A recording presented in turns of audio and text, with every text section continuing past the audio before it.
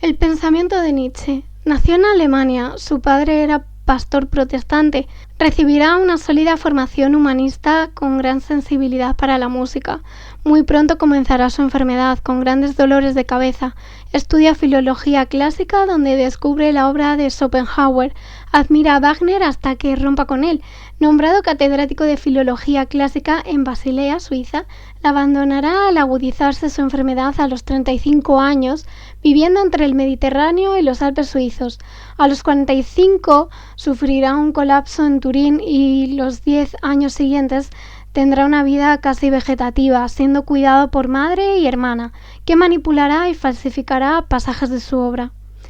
Las obras más importantes son La Gaia Ciencia, Así habló Zaratustra, Más allá del bien y del mal y La genealogía de la moral.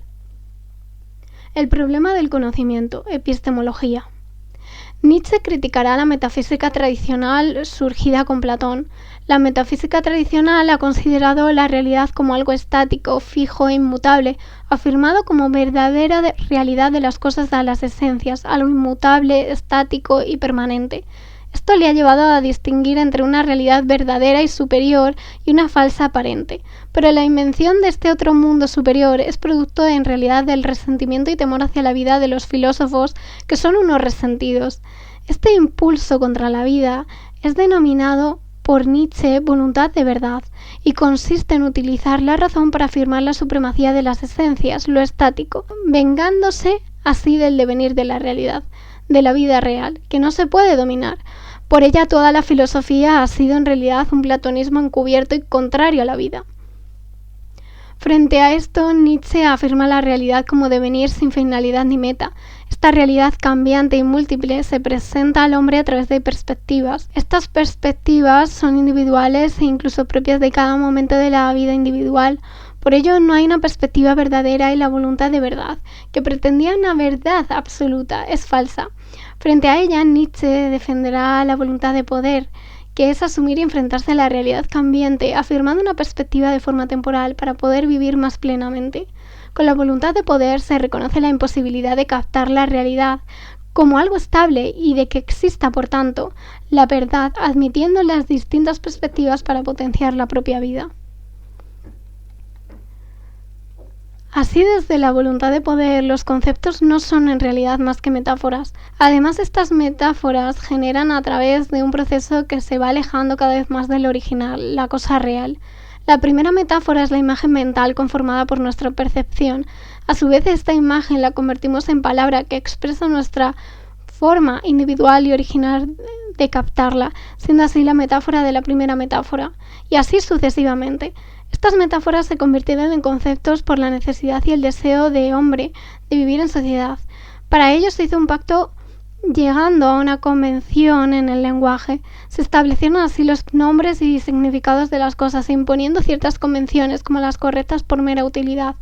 Con el tiempo se olvidó el origen metafórico, afirmándose erróneamente el concepto universal, la esencia, como la verdadera realidad. De esta forma, la filosofía, al tratar los conceptos más abstractos, llama verdad a lo más alejado de la realidad, lo creado al final del proceso por el pensamiento, el producto más imaginativo. También en las ciencias positivas que matematizan lo real son criticadas por Nietzsche, pues solo expresan la realidad cuantitativa sin atender a las diferencias reales y cualitativas. Así, para Nietzsche no hay verdad absoluta y solo podrá considerarse verdad aquello que favorece la vida. El criterio de la verdad es voluntad de poder, que asume y justifica el error necesario para vivir. Por ello, exaltará el poder de la metáfora como una perspectiva que se reconoce como tal, que selecciona e interpreta la realidad sin que la metáfora se identifique nunca con ella. La metáfora se sabe perspectiva que nos ayuda a vivir plenamente. El problema de Dios, ser humano y la moral, teología, antropología y ética. La antropología de Nietzsche afirma una visión pesimista del hombre, un animal cuya única arma para defenderse del mundo es la inteligencia. El hombre es un ser débil, delicado e indigente y sin embargo se cree el centro de la naturaleza. Por ello Nietzsche considera que el hombre debe ser solo un puente hacia el superhombre.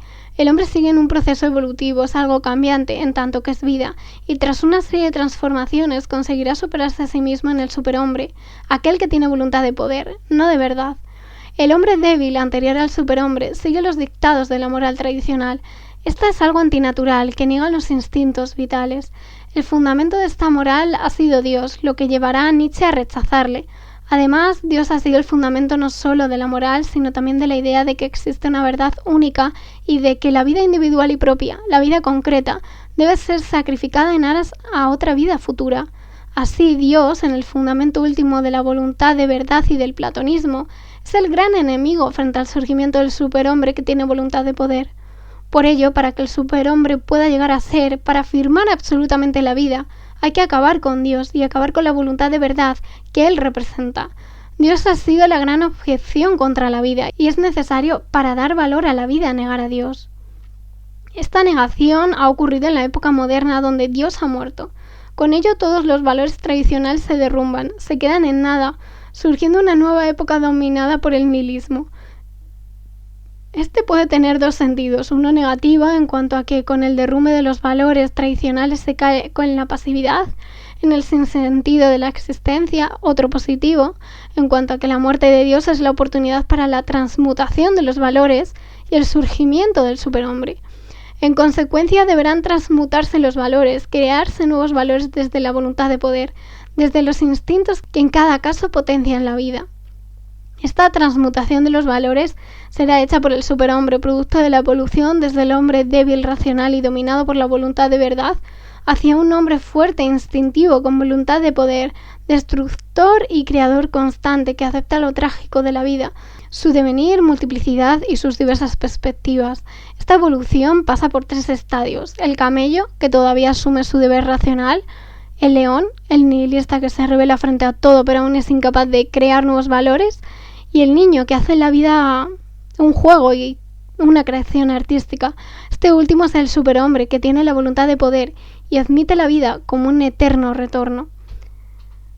Como siempre os recuerdo, estos resúmenes de filosofía y de historia filosófica están redactados por La Lechuza de Minerva, una página web y un blog donde yo recogía esta información hace muchos años y ahora mismo creo que actualmente no está en su página web. Por eso me parecía interesante traerlos aquí.